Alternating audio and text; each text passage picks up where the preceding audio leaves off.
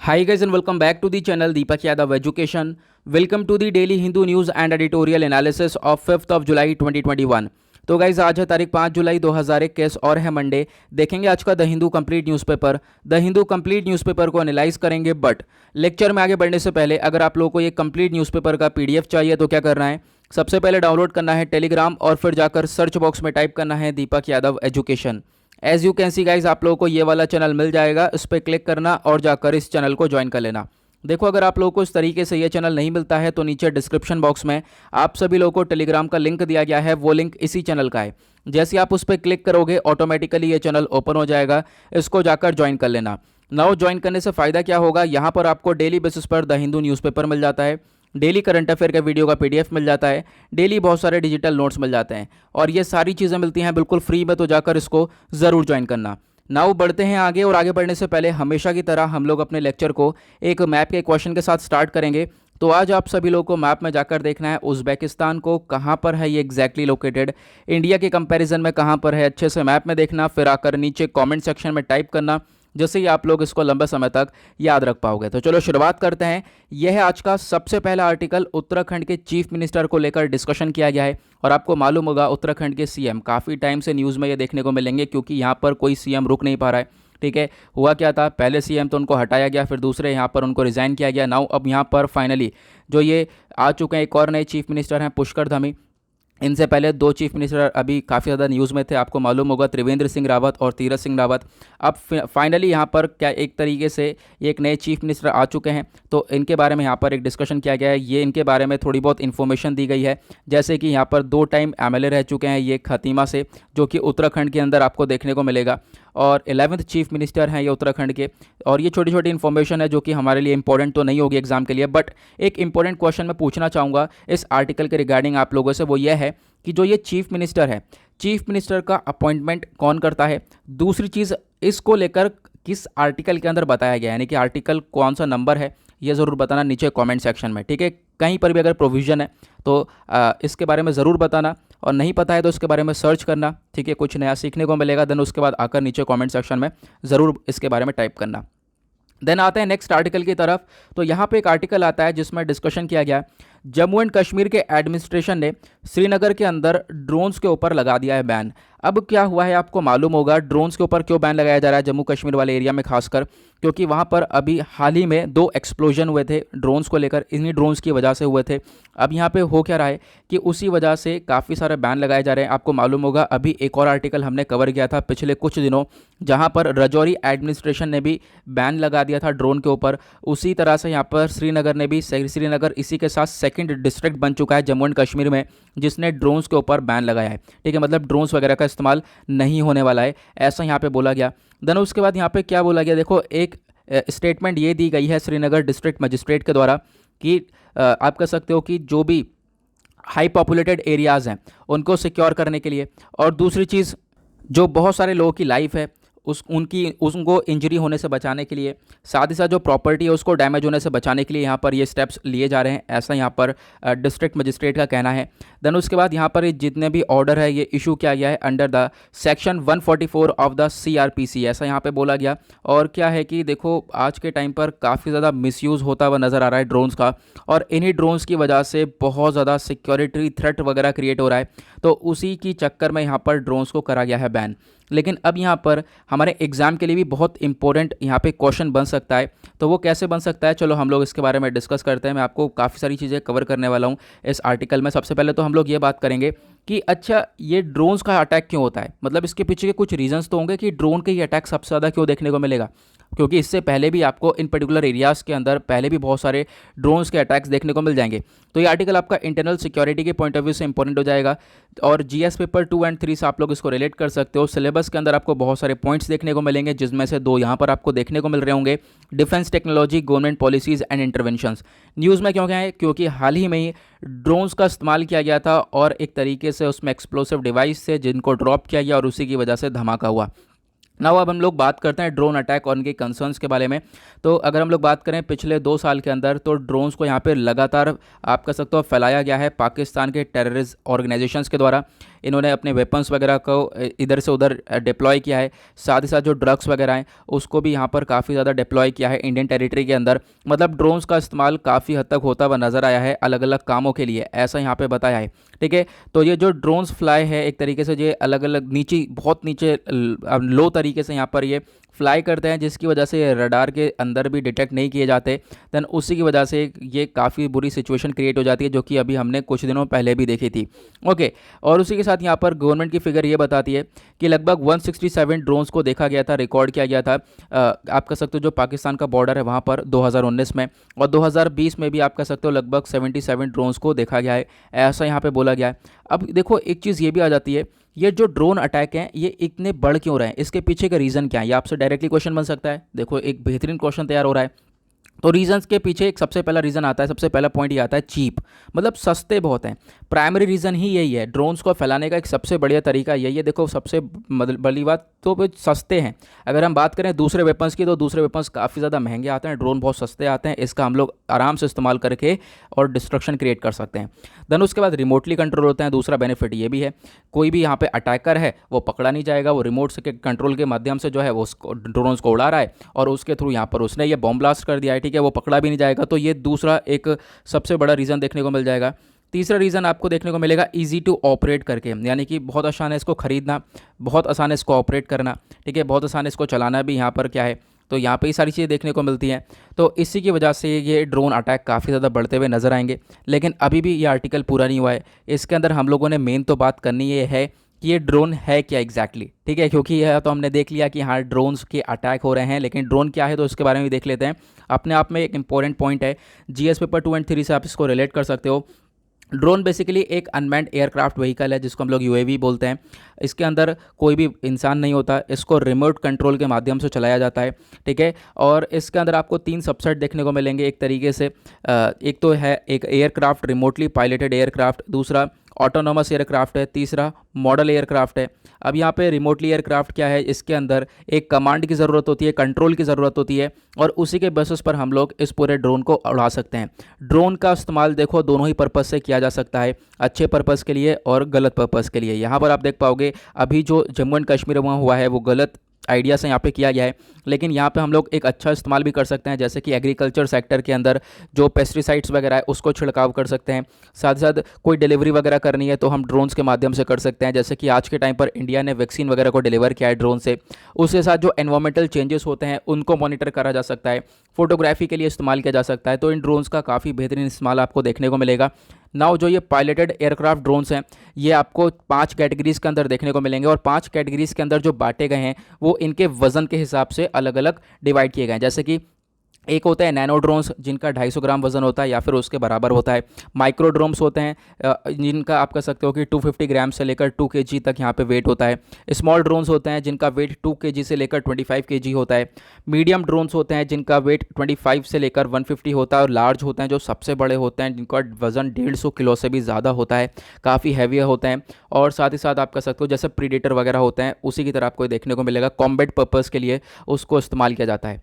Now अब एक और इंपॉर्टेंट चीज़ है वो ये है कि अभी आपको मैंने जो जितने भी नोट्स दिखाए नीचे वो सब आपको न्यूज़पेपर के पीडीएफ में मिल जाएंगे, लेकिन अभी बहुत सारे लोग हैं जिनको न्यूज़पेपर के पीडीएफ में वो ओपन नहीं होते हैं। तो अगर वहाँ पर वो नोट्स ओपन नहीं होते हैं तो सिंपली जाकर टेलीग्राम चैनल पर आपको ये दूसरा चैनल ज्वाइन करना है, दीपक यादव एजुकेशन चैनल का, वो आपको नोट्स वाला चैनल ज्वाइन करना है। बेसिकली आपको ये दोनों ही चैनल ज्वाइन करना है, क्योंकि इस वाले चैनल पर आपको सारे वीडियो के नोटिफिकेशन मिल जाते हैं, क्योंकि यूट्यूब नोटिफिकेशन नहीं सेंड करता है, बहुत बार ऐसा होता है। तो सारे नोटिफिकेशन पीडीएफ आपको यहीं पे मिल जाते हैं, जितने भी नोट्स होंगे वो सब आपको ये नोट्स वाले चैनल पर मिल जाता है, क्योंकि बहुत सारे लोगों को दिक्कत हो रही थी, उस वजह से ये चैनल क्रिएट करना पड़ा है। ओके, नाउ अभी हम लोग बात कर रहे थे ड्रोन्स की, तो आप देख पाओगे मैंने सारे ही नोट्स वगैरह जितनी भी चीज़ें हैं ये सब कुछ शेयर कर दिया, ये ड्रोन्स को लेकर अभी मैंने जितनी भी चीज़ें वहाँ पर शेयर करी थी। ओके, नाउ अभी एक यहाँ पर पिक्चर भी आप लोग देख पाओगे। तो टेलीग्राम पर फ़ायदा ये है कि हम लोग यहाँ पर पिक्चर्स वगैरह भी स्टोर करके रख सकते हैं, तो वहाँ पर उसको भी ज़रूर ज्वाइन कर लेना। तो ड्रोन्स कुछ इस तरीके से आपको ये देखने को मिलते हैं। ये पाकिस्तान का रोग ड्रोन है, ये लोग भी इसका भी काफ़ी ज़्यादा इस्तेमाल करते हैं। अब देखो ड्रोन्स का आप कह सकते हो बार बार काफ़ी बार देखे गए बॉर्डर के आसपास। ये तारीख दे रखी है 13 अगस्त 2019 में पुलिस ने रिकवर किया था एक क्रैश हेलीकॉप्टर ड्रोन को, हेक्साकॉप्टर ड्रोन को, कहाँ से, मोहावा विलेज से, जो कि अमृतसर के अंदर है। उसी के साथ में 9 सितंबर की बात है, 2019 की बात है, 8 ड्रोन को एक तरीके से यहाँ पर देखा गया था। देन उसके बाद 20 जून की बात है 2020 की, बीएसएफ ने एक और स्पाई ड्रोन को शूट डाउन किया था, मतलब एक जासूसी कर रहा था ड्रोन, कहाँ पर, जम्मू कश्मीर वाले एरिया में, ठीक है। तो वहाँ पर एक तरीके से उसको शूट डाउन किया गया। तो मतलब ड्रोन्स की सिचुएशन आपको बार बार देखने को मिलेगी, खासकर इन पर्टिकुलर एरियाज़ के अंदर। मैप आपको ये दे दिया गया है नीचे, ये पिक्चर कितना शानदार है, ठीक है। इस मैप में यहाँ पर सारी लोकेशन बता रखी है और ऊपर यहाँ पे टारगेट बता रखा है कि इस एरिया के अंदर इतने इतने यहाँ पे ड्रोन्स को डिटेक्ट किया गया है, ठीक है। तो ये सारी चीज़ें बताई गई हैं और यहाँ पर पूरी तरह से शो कर दिया है ये हेक्साकॉप्टर ड्रोन है।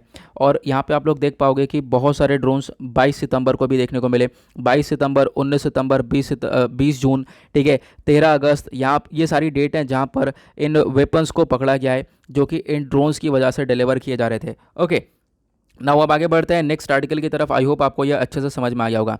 नेक्स्ट आर्टिकल यहाँ पे आता है राफेल डील के बारे में। देखो कल भी हमने डिस्कशन किया है राफेल डील के बारे में, इनफैक्ट कल का थंबनेल भी राफेल डील के बारे में ही था। तो अभी हो क्या रहा है, राफेल डील वापस से न्यूज़ में आ चुकी है क्योंकि यहाँ पर इसको लेकर इन्वेस्टिगेशन चालू हो चुकी है फ्रांस के अंदर। फ्रांस के जो जज हैं उन्होंने एक अपना इन्वेस्टिगेशन बैठा दिया है, जाँच करनी शुरू कर दी है। कहना यह है कि ये जो राफेल डील है इसके अंदर हुआ है करप्शन, तो उसी को लेकर ये चर्चा हो रही है। अब यहाँ पे कांग्रेस ने भी बार बार मुद्दा यही उठाया, कांग्रेस भी बार बार यही बोल रहा है कि देखो इन्वेस्टिगेशन हम लोगों को भी करनी चाहिए इस राफेल डील को लेकर, क्योंकि हो सकता है कि इस राफेल डील के अंदर, इनफैक्ट हो सकता है क्या, राहुल गांधी का कहना यह है कि मैं तो बहुत पहले से कह रहा था इस राफेल डील में करप्शन है, भ्रष्टाचार है, पैसा इधर से उधर हुआ है, तो इस डील के ऊपर इन्वेस्टिगेशन होनी ही चाहिए, ठीक है। अभी जैसे मैंने आपको बताया कि फ्रेंच इन्वेस्टिगेशन वेबसाइट है मीडिया पार्ट, इसने भी यहाँ पे काफ़ी ज़्यादा ये मुद्दा उठाया है। मीडिया पार्ट बेसिकली आपको एक आप कह सकते हो कि न्यूज़ आउटलेट देखने को मिलेगा और विकीपीडिया ये बताता है कि ये जो मीडिया पार्ट है ये बेसिकली एक प्रोपेगेंडा वगैरह फैलाता रहता है अपनी फ्रेंच सरकार के खिलाफ में, ठीक है। तो ये सारी चीज़ें देखने को मिलती हैं। नाउ अब यहाँ पर हो क्या रहा है, इन्होंने बोला ये करप्शन हुआ है। मुद्दा मैं आपको बताता हूँ ये है क्या। जब ये राफेल डील हमने साइन करी थी साल 2016 में और हमने ये देखा था कि हम लोग फ्रांस से लगभग 36 राफेल जेट को परचेज़ कर रहे थे, ठीक है। अब यहाँ पे परचेज़ करने का डिस्कशन किया गया। अब यहाँ पे जो हम लोग परचेज़ कर रहे थे राफेल जेट, तो उसके लिए अमाउंट भी चाहिए, तो 59,000 करोड़ की ये डील थी। अब इस डील के अंदर आप कह सकते हो कि ये बोला जा रहा है कि बहुत सारे मिडिल मैन थे। लगभग यहाँ पर एक मिडिल मैन की बात करी गई है, जैसे कि यहाँ पे कोई बीच में एक व्यक्ति है जिसको लगभग काफ़ी हद तक अमाउंट ट्रांसफ़र किया गया है, लगभग 8 करोड़ के आसपास अमाउंट ट्रांसफ़र किया गया है। तो ऐसा यहाँ पे बोला गया है कि देखो इलीगल फंड ट्रांसफ़र हुआ है इस पूरे डील के अंदर, उसी को लेकर यहाँ पे बार बार चर्चा हो रही है। ओके, नाउ अब मैं राफेल डील के बारे में आपको थोड़ी सी बहुत चीज़ें बता देता हूं जो कि हमारे लिए भी इंपॉर्टेंट होने वाली है एग्ज़ाम के पर्सपेक्टिव से भी और वैसे भी। तो यहाँ पे आप देख पाओगे कल वाला वीडियो था, कल भी मैंने 4 जुलाई का वीडियो था, तो कल यहाँ पर थंबनेल भी बना रखा था इनफैक्ट इसका, और कल वाले वीडियो के अंदर भी हमने इस डील को अच्छे से समझा है। तो यहाँ पर मैंने कल पिक्चर्स वगैरह शेयर करे थे। हाँ, ये आप देख सकते हो, ये है राफेल जेट, ठीक है। अब यहाँ पर ये जो जेट है इसी को हम लोगों ने ख़रीदा है। अब यहाँ पर इस जेट को बनाया किसने, तो पहली चीज़ आपको ये ध्यान रखनी है, फ्रांस की एक कंपनी है डजो कंपनी, ठीक है, उसने यहाँ पर इसको बनाया है। देन उसके बाद इसके स्पेसिफिकेशंस के बारे में अगर हम बात करें तो ये जो राफेल है इस जेट की स्पीड है आपको लगभग देखने को मिलेगी 2223 किलोमीटर्स पर आवर की, और इसका जो वेट है लगभग 24,500 किलोग्राम का, रेंज जो है 3,700 किलोमीटर की रेंज है। इसके अंदर अपनी लोड कैरिंग कैपेसिटी भी है 9,500 किलोग्राम्स की, ये कैपेसिटी इसके अंदर देखने को मिल पाएगी। मतलब काफ़ी बेहतरीन आपको ये एक एयरक्राफ्ट देखने को मिलेगा। मैंने जैसा बताया 2016 में ये डील हुई थी, हमने 36 राफेल जेट खरीदने का डिस्कशन किया और बहुत सारे जेट हमारे पास आ चुके हैं और ये डील जल्द ही एंड भी होने वाली है। अब यहाँ पे इसके अंदर स्पेसिफिकेशंस के बारे में बात करी गई है। बहुत सारे वेपन्स इसके अंदर लगे हुए हैं, अलग अलग मिसाइल्स का इस्तेमाल किया गया है, जैसे कि मीटियोर मिसाइल तो meteor missile, scalp cruise missile और मीका वेपन सिस्टम का इस्तेमाल किया गया है यहाँ पर, जिससे कि राफेल जेट को और ज़्यादा ये पावरफुल बना देता है, ठीक है। यहाँ पर आप देख पाओगे जो ये मीटियोर मिसाइल है ये भी एक air to air combat missile है। इस एयरक्राफ्ट के अंदर जैसे ही मिसाइल लग जाती हैं वैसे इसके अंदर ये कैपेबिलिटी आ जाती है, ये हवा में भी फायर कर सकता है, एयर टू एयर भी यहाँ पे अटैक कर सकता है, साथ ही साथ एयर टू ग्राउंड भी अटैक कर सकता है। तो ये सारी चीज़ें यहाँ पर देखने को मिल जाती हैं इस पूरे जेट के अंदर, तो इसके बारे में आपको ध्यान रखना है। ओके, नौ अब आते हैं एक और इंपॉर्टेंट आर्टिकल की तरफ। तो यहाँ पर आर्टिकल बात करता है तालिबान ने कैप्चर करा है लगभग बहुत सारे डिस्ट्रिक्ट्स को अफगानिस्तान के अंदर। जैसे जैसे यूएस के ट्रूप्स वहाँ से बाहर निकल चुके हैं, विड्रॉ कर चुके हैं, तो अफगानिस्तान के अंदर वापस से बहुत सारी प्रॉब्लम्स क्रिएट हो रही हैं और तालिबान ने लगभग बहुत सारी चीज़ें कैप्चर कर ली हैं, बहुत सारी जगह पर कब्जा कर लिया है। और आने वाले टाइम पर हम लोग देख पाएंगे लगातार ये न्यूज़ आर्टिकल ये सब न्यूज़ में रहने वाले हैं। और मैंने पहले ही बताया था आपको कि आने वाले टाइम पे ये आर्टिकल लगातार न्यूज़ में रहेगा। और बोला ये जा रहा है बहुत सारे डिस्ट्रिक्ट्स हैं कहाँ के, बदख्शान के जो ये प्रोविंस है अफगान का, तो वहाँ पर आपको ये देखने को मिलेगा ये कब्ज़ा हुआ है तालिबान के द्वारा। और उसी के साथ यहाँ पर बोला ये जा रहा है कि हो सकता है जल्दी अफगानिस्तान की जो ये कैपिटल है काबुल, वहाँ पर ये तालिबान कब्ज़ा कर ले। उसके बाद बहुत सारी प्रॉब्लम्स क्रिएट होती हुई आएंगी। अब यहाँ पर क्या है, ये वाला बिल्कुल सेम आर्टिकल आज के वर्ल्ड पेज पे भी आया हुआ है, तो वहाँ पर हम लोग इसको डिस्कस करेंगे थोड़ा सा डिटेल में। मैं आपको बताऊंगा क्या क्या सिचुएशन एग्जैक्टली क्रिएट हो रही है। ओके, देन आगे बढ़ते हैं नेक्स्ट आर्टिकल की तरफ। नाउ यहाँ पे आता है एक और आर्टिकल जिसमें यहाँ पे बोला गया है जो आर्मी चीफ जनरल हैं मनोज नरवाने साहब, ये उद्घाटन करने वाले हैं इंडियन आर्मी मेमोरियल का। और ये उद्घाटन कहाँ पे होगा, ये होगा इटली के अंदर। इटली का एक टाउन है कैसीनो, वहाँ पर ये इंडियन आर्मी मेमोरियल का उद्घाटन होने वाला है। तो ये जल्दी विज़िट करेंगे, यूके भी जाएंगे और इटली भी जाएंगे और इसी सप्ताह यहाँ पर विज़िट होने वाला है। 5 जुलाई से लेकर 8 जुलाई तक ये विज़िट होने वाला है। और फिर उसके बाद यहाँ पर और क्या क्या बोला गया, इस टूर के अंदर काफ़ी कुछ डिस्कशंस भी होगा। जो हमारे आर्मी चीफ़ है वो डिस्कशन करने वाले हैं चीफ़ ऑफ डिफेंस स्टाफ के साथ, चीफ़ ऑफ स्टाफ के साथ जो कि इटली आर्मी के हैं। तो इनके साथ यहाँ पे बातचीत होगी और यहाँ पे देखेंगे क्या क्या बातचीत होती है, क्योंकि अभी के बारे में तो कुछ कह नहीं सकते हैं फिलहाल। जैसे यहाँ पे मीटिंग होती है देन उसके बाद ये आर्टिकल्स वापस से पब्लिश होंगे। और यहाँ पर आप देख पाओगे कि ये जो विज़िट होने वाली है यहाँ पर ये यूके भी जाएंगे और यूके में भी जाकर यहाँ पर काफ़ी सारे लोगों से इंटरेक्शन करने वाले हैं, वहाँ के लोगों से मिलने वाले हैं। ठीक है, secretary of state for defence हो गए, चीफ़ ऑफ डिफेंस स्टाफ हो गए, चीफ़ ऑफ जनरल स्टाफ हो गए और भी बहुत सारे लोग हो गए जिनसे यहाँ पर ये इंटरेक्शन होने वाला है। और यहाँ पर क्या क्या डिस्कशन होगा वो आने वाले टाइम पर हम लोगों को देखने को मिलने वाला है। ओके, देन उसके बाद आगे बढ़ते हैं नेक्स्ट आर्टिकल की तरफ। और क्या है हमारे इंपॉर्टेंट, यहाँ पर आप देख पाओगे एक छोटा सा आर्टिकल है जिसमें बोला गया है 4 साल हो चुके हैं लगभग यहाँ पे सीसीटीवी प्रोजेक्ट को चलाया गया था। मतलब जो ये रेलवेज़ वगैरह हैं वहाँ पर सीसीटीवी कैमरास वगैरह लग जाएं जिससे कि वीमेंस वगैरह को एक प्रोटेक्शन दी जाए। ठीक है, बहुत सारे वायलेंस वगैरह क्रिएट होते हैं, उनके रिगार्डिंग यहाँ पे प्रोटेक्शन मिले। लेकिन हुआ क्या है कि आज के टाइम पर वो प्रोजेक्ट सही से चल नहीं रहा है। ठीक है, एक तरीके से मतलब सही से क्या मतलब उस प्रोजेक्ट ने सही से वर्क ही नहीं किया है। लगभग 4 साल हो चुके हैं। एक मेमोरेंडम ऑफ अंडरस्टैंडिंग साइन किया गया था 4 साल पहले, किस किस के बीच में, इंडियन रेलवेज़ के द्वारा और रेलटेल के बीच में ये एमओयू साइन किया गया, ताकि लगभग जो कैमरेज हैं सर्विलेंस कैमरे जो हैं 983 स्टेशंस पर ये आप कह सकते हो इंस्टॉल करने की बात करी गई थी। और जो ये प्रोजेक्ट है इसको फंड कौन दे रहा था, इसको फंड दिया जा रहा था निर्भया फंड के अंडर में, ताकि जो है वेमेन पैसेंजर्स की जो सेफ्टी है उसको थोड़ा सा बढ़ाया जा सके। लेकिन यहाँ पर हो क्या रहा है, ये प्रोजेक्ट आप कह सकते हो ठंडे बस्ते में पड़ा हुआ है। अभी तक जो है यहाँ पर इस प्रोजेक्ट को सही से इम्प्लीमेंट किया ही नहीं गया है, ऐसा यहाँ पर बोलना है। फिलहाल अब जो है इसके ऊपर इन्वेस्टिगेशन वगैरह चालू हो चुकी है। अब यहाँ पर कोशिश यह है कि जल्द से जल्द इन वीडियो सर्विलेंस सिस्टम्स वगैरह को इंस्टॉल किया जाए। नाउ यहाँ पे हमने अभी देखा निर्भया फंड के बारे में, तो मैं आपको निर्भया फंड के बारे में एक दो चीज़ें बता देता हूँ जो काफ़ी इंपॉर्टेंट है।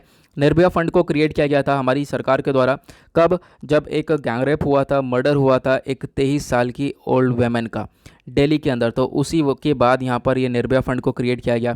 ठीक है, ये डेडिकेटेड फंड है और एक तरीके से जो भी प्रोजेक्ट्स वगैरह लगाए जाते हैं जहाँ पर वेमेन की सिक्योरिटी के ऊपर काम किया जाता है, वो सारे फंड वगैरह यहाँ पर इस आप कह सकते हो निर्भया फंड से दिए जाते हैं। तो उसके बारे में यहाँ पर बताया गया है। अब यहाँ पर जो 983 रेलवे स्टेशन है यहाँ पर एक तरीके से आप कह सकते हो कि वीडियो सर्विलेंस सिस्टम लगाया जा रहा है और अब कॉस्ट जो है यहाँ पर 500 करोड़ रुपए लगने वाले हैं। और इसकी वजह से क्या होगा, जो विमेन है उनकी सेफ्टी वगैरह के ऊपर भी काम किया जाएगा। ऐसी यहाँ पर एक छोटी सी इन्फॉर्मेशन है। देन उसके बाद आते हैं नेक्स्ट आर्टिकल की तरफ। यहाँ पे राफेल डील के बारे में हमने पढ़ ही लिया है, क्या है एग्जैक्टली यहाँ पर क्या क्या लोगों का कहना है, खासकर ओपोजिशन पार्टीज़ का कहना यह है कि देखो ये जो राफेल डील है उसके लिए इन्वेस्टिगेशन होनी चाहिए, जाँच होनी चाहिए। ठीक है, ये आर्टिकल हमारे लिए इंपॉर्टेंट नहीं है, ये आर्टिकल हो जाता है अगेन एक और इंपॉर्टेंट आर्टिकल OFB के बारे में। मैं पहले भी काफ़ी कुछ बता चुका हूं और पहले भी बहुत सारे नोट्स वगैरह प्लस जो है इसकी आंसर राइटिंग ऑलरेडी सेंड कर चुका हूं कि किस तरीके से आंसर लिख सकते हैं हम लोग OFB को लेकर। तो ये जो ऑर्डिनेंस फैक्ट्री बोर्ड है, इसके जो वर्कर्स है आज के टाइम पर वो काफ़ी ज़्यादा प्रोटेस्ट कर रहे हैं। क्यों? क्योंकि ये जो ऑर्डिनेंस फैक्ट्री बोर्ड है ये एक तरीके से क्या है, चलो हम लोग एक एक करके डिस्कस करेंगे। काफ़ी इंपॉर्टेंट आर्टिकल हो जाता है क्योंकि ये न्यूज़ में, क्योंकि ऑर्डिनेंस फैक्ट्री बोर्ड का कॉर्पोरेटाइजेशन किया जाता है। अब यहाँ पर ये कॉर्पोरेटाइजेशन क्या है आगे हम डिस्कस करेंगे। GS पेपर 2 GS पेपर 3 के पॉइंट ऑफ व्यू से आर्टिकल इंपॉर्टेंट हो जाएगा। न्यूज़ में क्यों है? क्योंकि हाल ही में ही यूनियन कैबिनेट ने अप्रूवल दिया है ये जो ऑर्डिनेंस फैक्ट्री बोर्ड है इसको हम लोग कर देंगे कॉर्पोरेटाइज। अब यहाँ पर आपको ध्यान ये देना है, पहले हम लोग इस फैक्ट्री बोर्ड के बारे में पढ़ते हैं, देन उसके बाद आगे करेंगे। ये जो फैक्ट्री बोर्ड है ये एक अम्ब्रेला बॉडी है। अब यहाँ पे आप लोग देख पाओगे ये इसका जो सबॉर्डिनेट है, बेसिकली सबॉर्डिनेट ऑफिस, वो आपको मिनिस्ट्री ऑफ डिफेंस देखने को मिलेगा। अब यहाँ पर ये जो फैक्ट्री बोर्ड है इसके अंदर वेपन्स वगैरह बनाए जाते हैं। पहला फैक्ट्री बोर्ड सेटअप किया गया था लगभग 1712 के आसपास, मतलब 300 साल पहले एक फैक्ट्री बोर्ड को बनाया गया था। और वो जो फैक्ट्री बोर्ड है वो डच कंपनी ने बनाया था, ठीक है। एक गन पाउडर फैक्ट्री बनाई गई थी वेस्ट बंगाल के अंदर। तो अब क्या है, ये 41 फैक्ट्रीज़ आपको देखने को मिलेंगी। अब यहाँ पे न्यूज़ में क्यों है, अब ये जो 41 फैक्ट्रीज़ हैं, 41 फैक्ट्रीज़ को लगभग 7 एंटिटीज़ के अंदर कन्वर्ट किया जा रहा है, ठीक है। एक तरीके से उनको कॉर्पोरेटाइज किया जा रहा है। कॉर्पोरेटाइज का एग्जैक्टली मतलब क्या होता है आगे डिस्कस करेंगे, बट अभी हम लोग फैक्ट्री बोर्ड के बारे में पढ़ रहे हैं, वरना फ्लो खराब हो जाएगा। अब यहाँ पे लगभग जो 41 फैक्ट्रीज़ हैं इनका हेड, आप कह सकते हो इसका जो मेन हेडक्वार्टर है वो आपको कोलकाता के अंदर देखने को मिल पाएगा। अब ये जो फैक्ट्री बोर्ड का मेन सिग्निफिकेंस क्या है, मेन सिग्निफिकेंस यही है कि जो वेपन हो गए, बॉम्ब्स हो गए, इन सबको यहाँ पर ये मैन्युफैक्चर, इन सब का प्रोडक्शन करते हैं। प्रोडक्शन किस चीज़ का करते हैं, मैंने आपको बताया आर्म्स हो गए, ठीक है, जो भी वेपन्स, एक्सप्लोसिव, प्रोपेलेंट्स या फिर मिसाइल सिस्टम हो गया, military vehicle, armed vehicles, optical devices, parachute हो गया, इन सारी चीज़ों का यहाँ पर ये लोग प्रोडक्शन वगैरह करते हैं, ये ऑर्डिनेंस फैक्ट्री बोर्ड। अब न्यूज़ क्या है, न्यूज़ यह है कि देखो इसकी जो 41 फैक्ट्रीज़ है, जैसा कि मैंने आपको बताया कंट्री के अंदर आपको 41 फैक्ट्रीज़ देखने को मिलेंगी।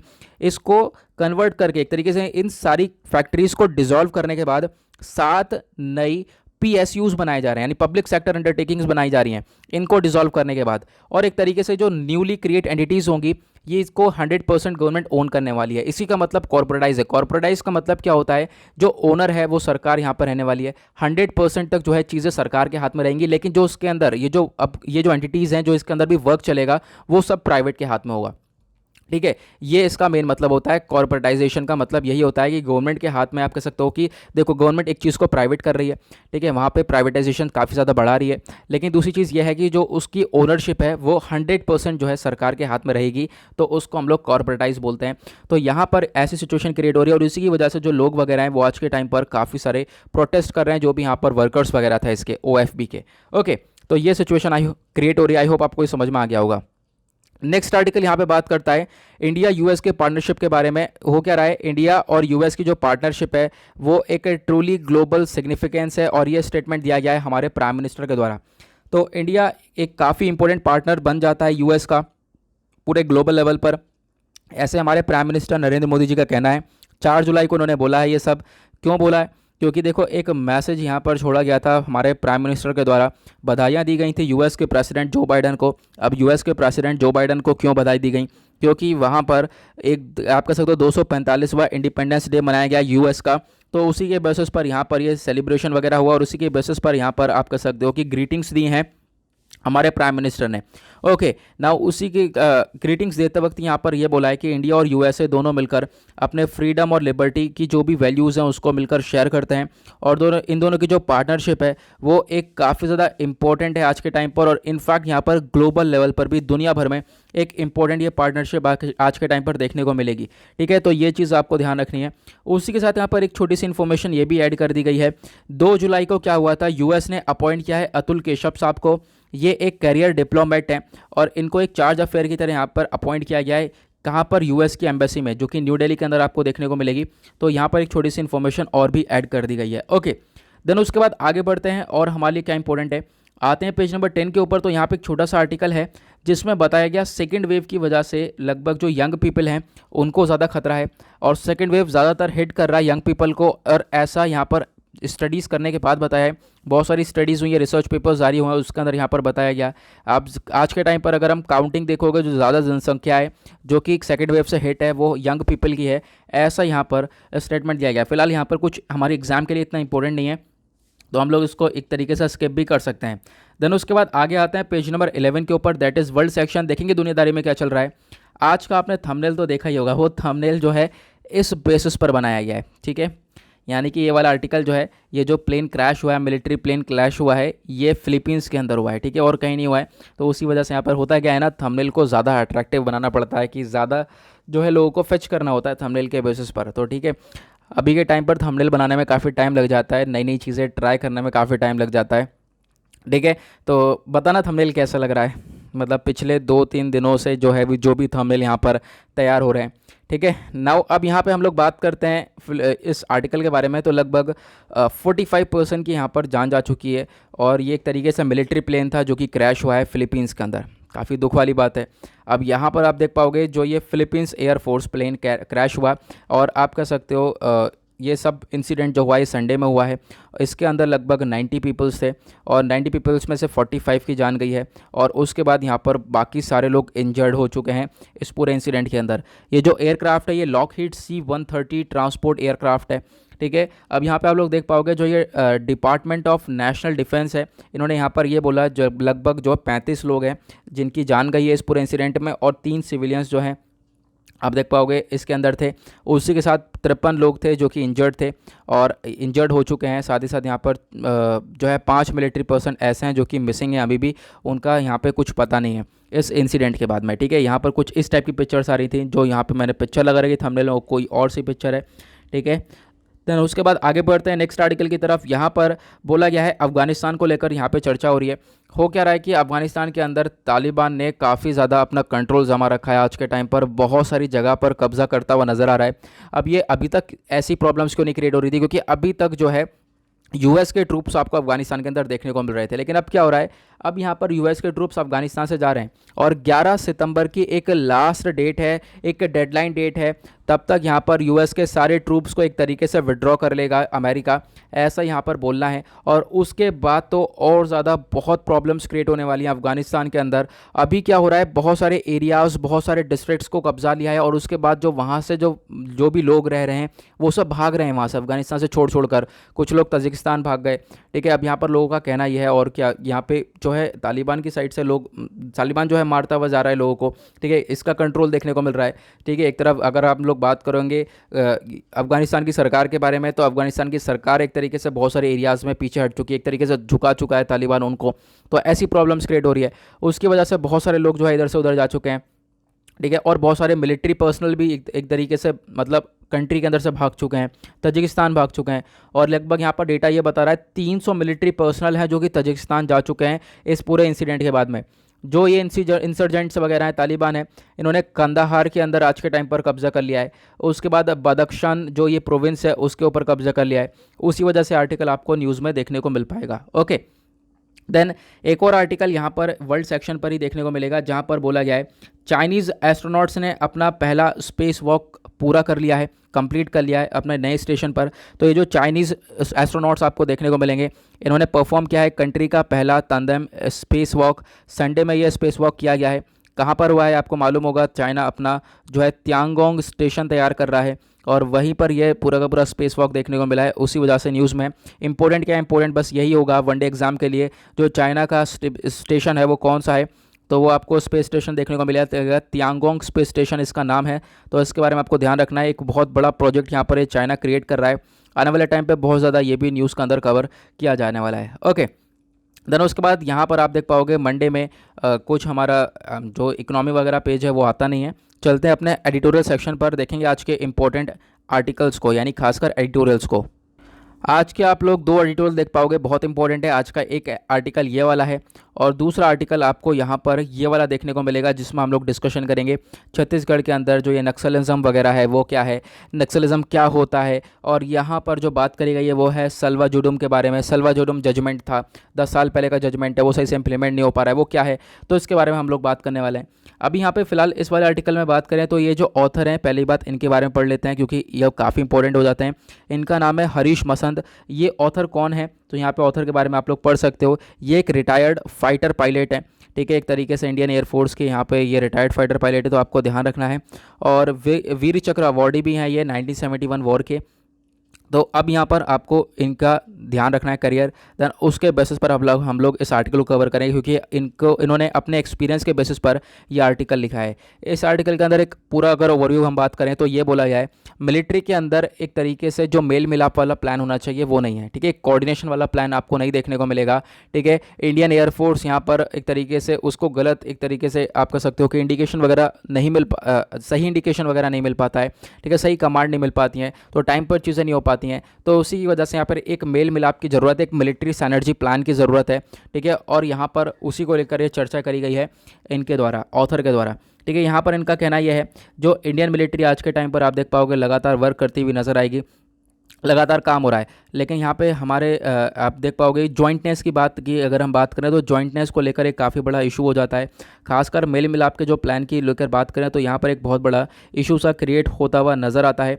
और यहाँ पर मकसद यही रहता है कि देखो आज के टाइम पर हमारा एम यही है कि हम एक मेल मिलाप लेकर चलें, ठीक है, एक तरीके से कोऑर्डिनेशन लेकर चलें इन सारे ऑपरेशंस के अंदर। पहली बात हम लोग अगर हम लोग मिलिट्री वगैरह जो भी है उनकी इकोनॉमाइजिंग के ऊपर काम कर रहे हैं, ठीक है, उनको अगर हम लोग फंड्स वगैरह प्रोवाइड करवा रहे हैं तो उसी के साथ हम लोग को और भी चीज़ों के ऊपर काम करना पड़ेगा, वो भी काफ़ी ज़्यादा इंपॉर्टेंट हो जाता है।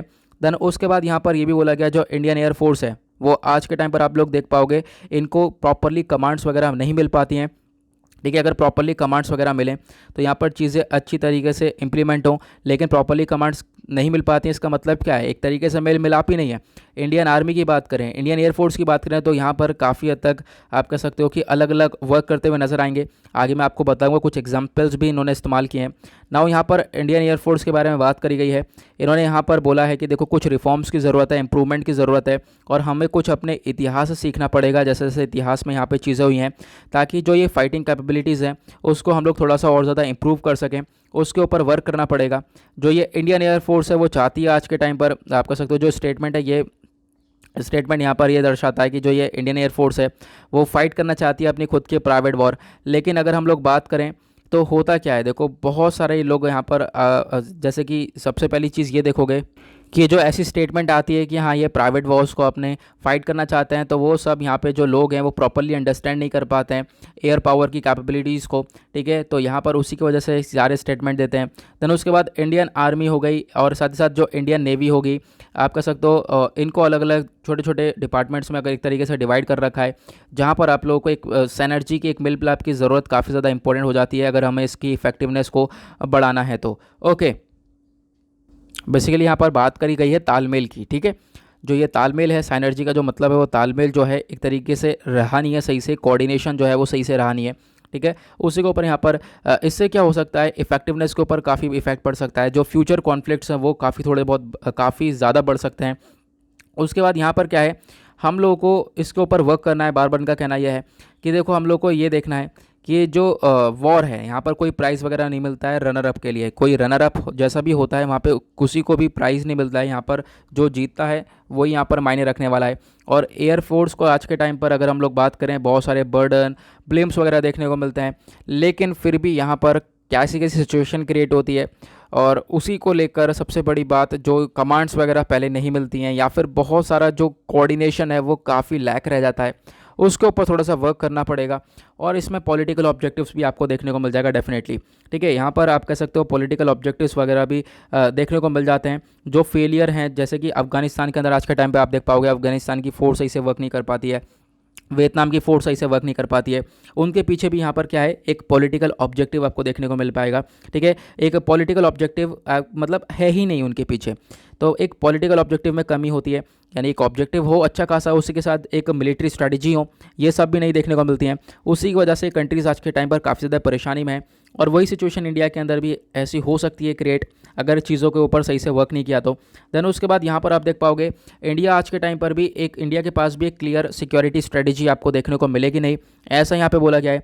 और साथ ही साथ अगर आप लोग यहाँ पर कोई भी चीज़ें तैयार कर रहे हो, जैसे कि एक साइनर्जाइज ऑपरेशन तैयार कर रहे हो, जैसे कि कोई तालमेल वगैरह के लिए यहाँ पर चीज़ें आप जिसके ऊपर वर्क कर रहे हो, तो यहाँ पे कम्युनिकेशन की बहुत ज़्यादा इंपॉर्टेंट है और ट्रेनिंग की भी बहुत ज़्यादा रिक्वायरमेंट हो जाती है, ये काफ़ी ज़्यादा इंपॉर्टेंट हो जाता है, ठीक है। तो इसी को लेकर यहाँ पे चर्चा किया।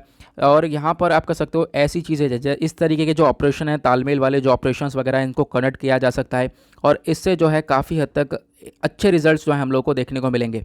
अब यहाँ पे कुछ एग्जांपल्स दिए गए हैं पास्ट के, जैसे कि यहाँ पर हिस्टोरिकली जो इंडियन आर्मी है एक तरीके से इंडियन आर्मी को काफ़ी हद तक दूर रखा है। इंडियन आर्मी के पास सारी इन्फॉर्मेशन होती, आर्मी कह रहा हूँ, इंडियन एयरफोर्स के पास, ठीक है। इंडियन एयरफोर्स के पास जो है इतनी सारी इन्फॉर्मेशन होती नहीं है, उनके पास इतनी इन्फॉर्मेशन पहुँचाई नहीं जाती है। और एक इंसिडेंट बताया 1999 का जो कारगिल वॉर हुई थी, कारगिल वॉर के समय पर पूरी तरीके से प्रॉपर से इन्फॉर्मेशन वगैरह इंडियन एयरफोर्स को प्रोवाइड नहीं करवाई गई थी।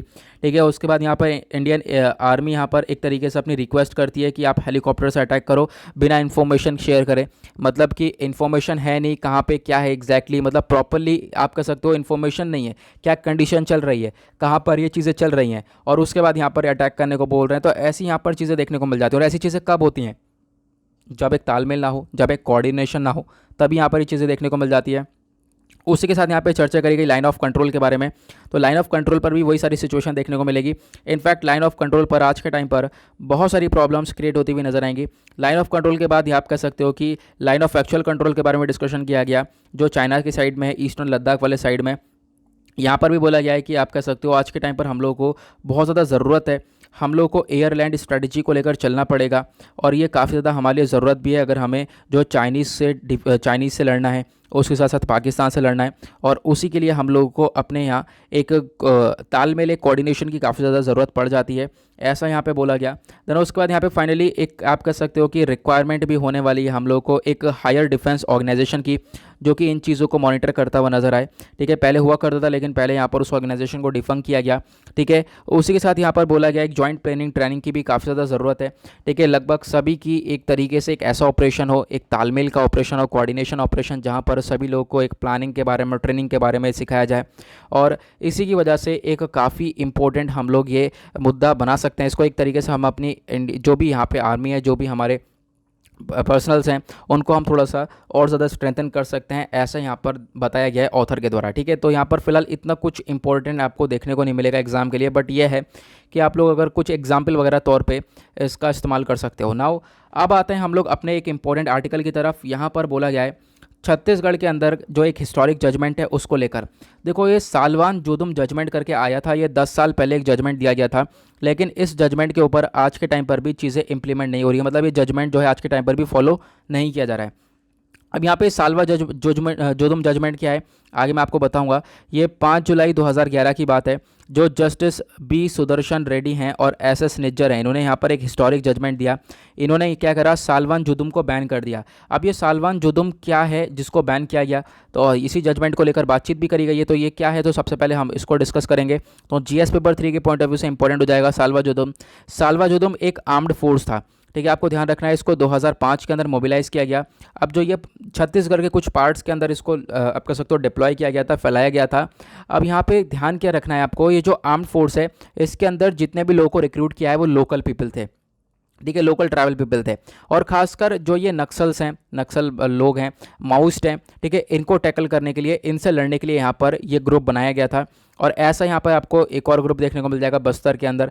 छत्तीसगढ़ में सबसे ज़्यादा आपको ये नक्सल्स अटैक्स वगैरह देखने को मिल जाते हैं। अभी हाल ही में भी आपको मालूम होगा सुकमा डिस्ट्रिक्ट के अंदर एक नक्सल अटैक देखने को मिला था।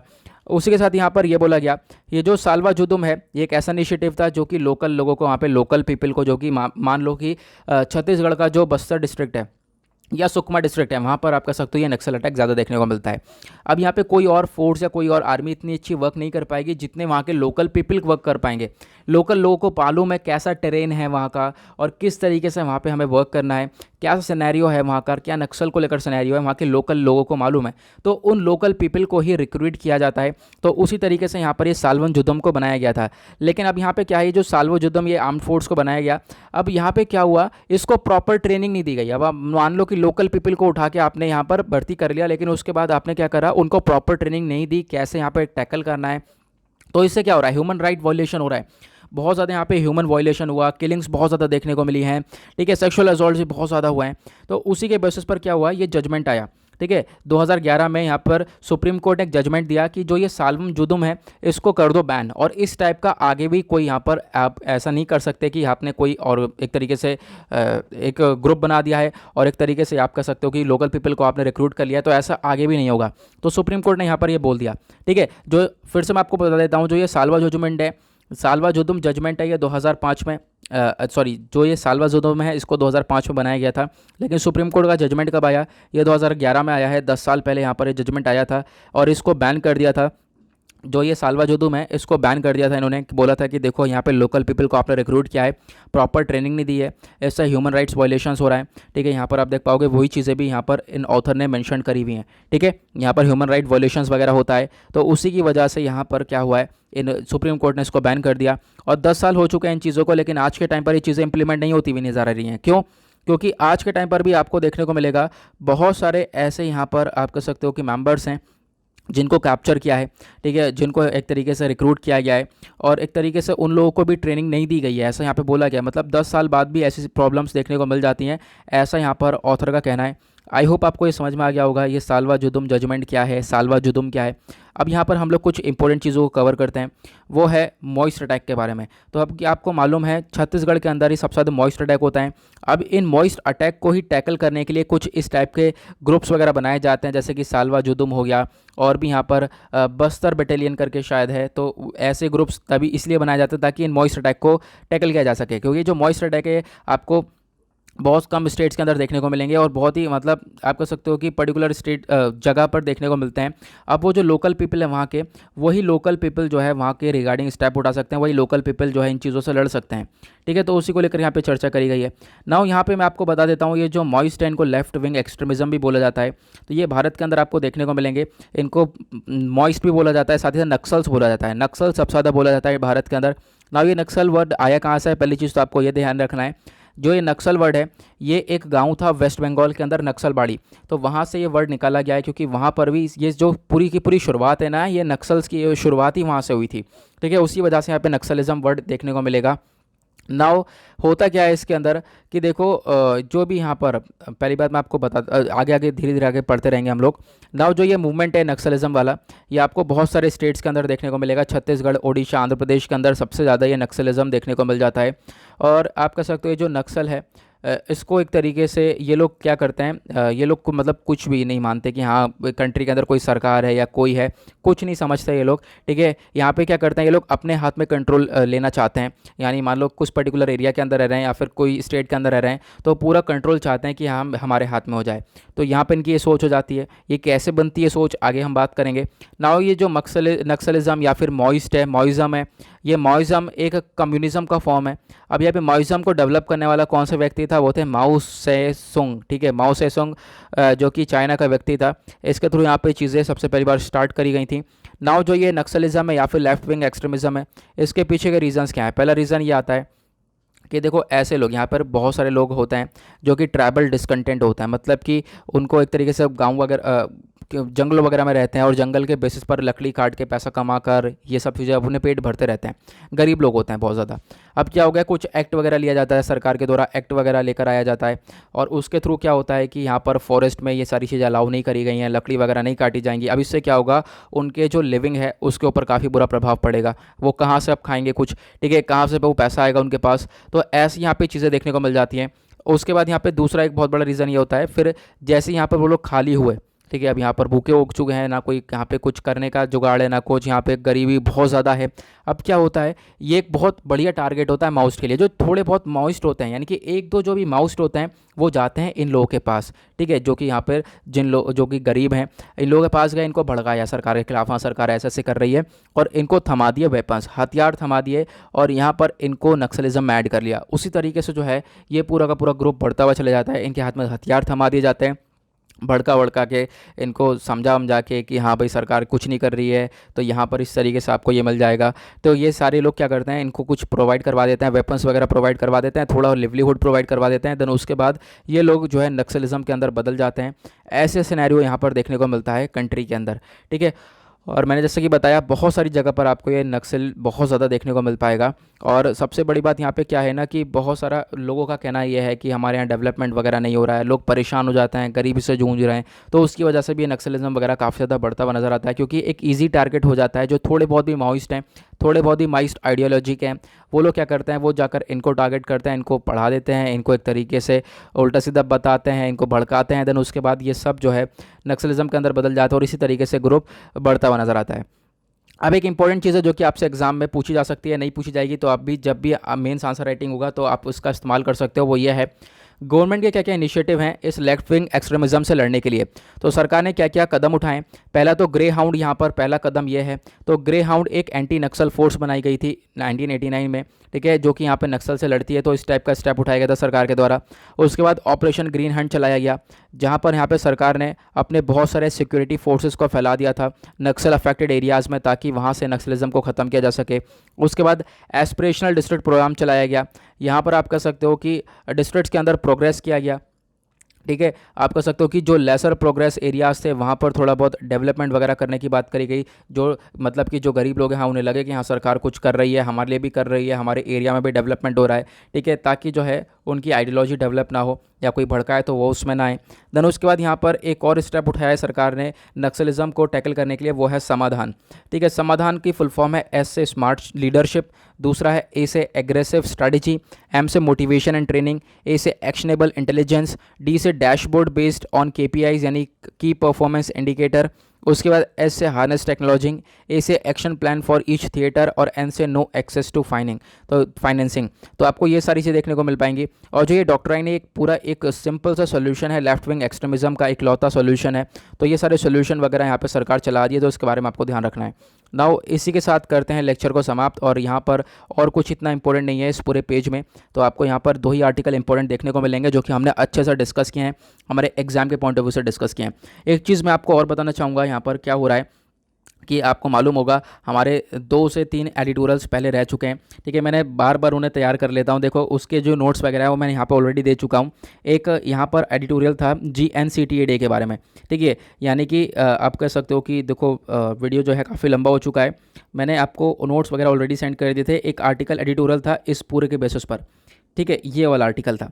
और एडिटोरियल ये था 2 जुलाई का, ये हमारा पेंडिंग चल रहा था। और इसके नोट्स में ऑलरेडी यहाँ पे मैंने आपको सेंड कर दिए हैं, government of NCT of Delhi करके, जहाँ पर लेफ्टिनेंट गवर्नर और साथ ही साथ जो दिल्ली के चीफ मिनिस्टर हैं, दोनों के बीच में डिस्प्यूट क्रिएट होता रहता है, ठीक है। जो ज़्यादा पावर्स है वो लेफ्टिनेंट गवर्नर को दे दी गई हैं। तो अभी यहाँ पे आर्टिकल वापस से आएंगे ये, क्योंकि अभी पॉसिबिलिटी यहाँ पर इतना पॉसिबल नहीं हो पा रहा है इस आर्टिकल को वापस से डिस्कस करने के लिए, ठीक है। तो जैसे यहाँ पर आर्टिकल आते हैं, देन उसके बाद जिस दिन भी यहाँ पर हमारा वीडियो शॉर्ट होने वाला होगा उस दिन मैं डेफिनेटली यहाँ पर डिस्कस कर दूँगा। अदरवाइज़ जो है यहाँ पर कोई टेंशन लेने वाली बात नहीं है, नोट्स मैंने आपको ऑलरेडी सेंड कर दिए हैं। और डेफिनेटली जैसा कि देखो काफ़ी टाइम से एक्सपीरियंस हो चुका है, मैं आपको पहले ही बता चुका हूँ ये आर्टिकल डेफिनेटली आएगा। तो ये आर्टिकल आपको आने वाले टाइम पर भी बहुत ज़्यादा न्यूज़ में देखने को मिलने वाला है, ठीक है। और इसके बारे में ऑलरेडी काफ़ी बार पढ़ा भी चुका हूँ।